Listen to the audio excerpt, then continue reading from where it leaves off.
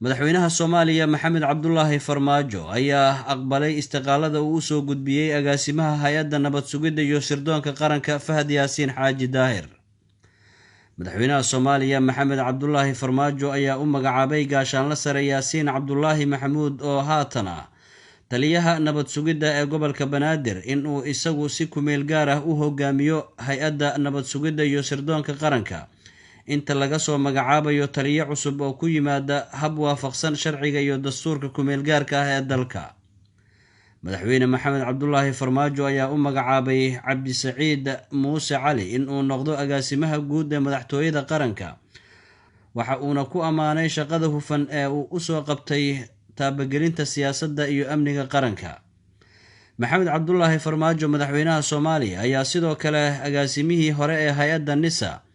Fahad Yaasiin Xaaji Daahir u magacaabay xilka la taliyaha amniga qaranka ee madaxweynaha jamhuuriyadda. madaxweynaha jamhuuriyaddu waxa uu aqbalay iscasilaad uu soo gudbiyey agaasimaha hay'adda nabad sugidda iyo sirdoonka qaranka mudane Fahad Yaasiin Xaaji Daahir, isaga oo ku bogaadiyey shaqadii wanaagsanayd ee uu ka qabtay dib u habaynta hay'adda muddadii uu hogaaminayay. qodobka labaad, madaxweynaha jamhuuriyaddu waxa uu u magacaabay gaashaanle sare Yaasiin Cabdullaahi Maxamuud oo haatan taliyaha nabad sugidda ee gobolka Banaadir in uu si kumeel gaar u hogaamiyo hay'adda nabad sugidda iyo sirdoonka qaranka inta laga magacaabayo taliye cusub oo ku yimaada hab waafaqsan shuruucda iyo dastuurka kumeel gaarka ee dalkeena. qodobka saddexaad, madaxweynaha ayaa u magacaabay mudane Cabdisaciid Muuse Cali inuu noqdo agaasimaha guud ee madaxtooyada qaranka, waxa uuna madaxweynuhu ku ammaanay shaqadii hufnayd ee uu ka soo qabtay taabagelinta siyaasadda amniga qaranka.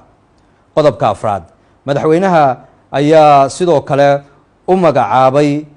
mudane Fahad Yaasiin Xaaji Daahir xilka la taliyaha amniga qaranka ee madaxweynaha jamhuuriyadda federaalka ee Soomaaliya. ugu dambeyn, madaxweyne Maxamed Cabdullaahi Farmaajo wuxuu isugu yeedhayaa kulan ay yeelanayaan guddiga amniga qaranka 18 bishan Sebtembar sanadka 2021 si guddiga looga horjeediyo warbixinta laga dalbaday hay'adda nabad sugidda iyo sirdoonka qaranka.